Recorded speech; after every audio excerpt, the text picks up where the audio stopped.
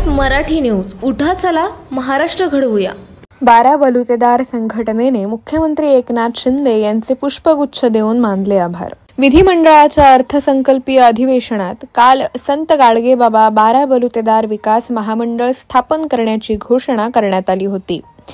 आज 12 बलुतेदारांच्या संघटनेच्या वतीने मुख्यमंत्री एकनाथ शिंदे यांचे त्यांच्या वर्षा या निवासस्थानी पुष्पगुच्छ देऊन त्यांचे आभार मानले आहेत.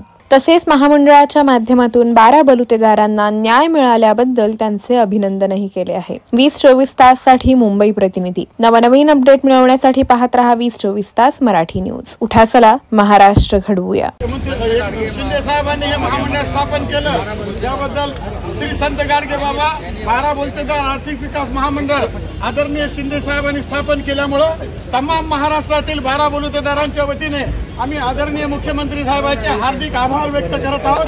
कारण महाराष्ट्रातला 12 बलुतेदार आदरणीय मुख्यमंत्री साहेबांच्या पाठीशी राहील हा विश्वास या ठिकाणी व्यक्त करतो. आणि भटक्यांसाठी सुद्धा साहेबांनी पुण्यश्लोक आलेले होळकरांच्या ह्याच्यासाठी आणि जे काही आहे 22 योजना त्याच्यासाठी सुद्धा तरतुदी मुख्यमंत्री मोदयांनी केलं. म्हणून तमाम राज्यातला धनगर भटका युग सुद्धा साहेबांच्या पाठीमागे राहावं ही या ठिकाणी मी आवाहन करतोय की साहेबांच्या सोबत राहावं. हे महत्वाचा विषय आहे.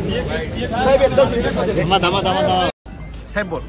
नाही, कालच आपण राज्य सरकारच्या वतीने संत गाडगेबाबा 12 बलुतेदार महामंडळ काल गठीत केलं आणि सर्व 12 बलुतेदार जे आहेत जसं छत्रपती शिवाजी महाराजांच्या काळात 18 पकड जातीमध्ये 12 बलुतेदार छत्रपती शिवाजी महाराजांच्या सोबत होते तसे हे 12 बलुतेदार खूप अतिशय मेहनती कष्टाळू आहेत आणि म्हणून राज्य सरकारने देखील 12 बलुतेदारांसाठी एक त्यांच्या उत्कर्षासाठी त्यांच्या उन्नतीसाठी महामंडळ केलेलं आहे.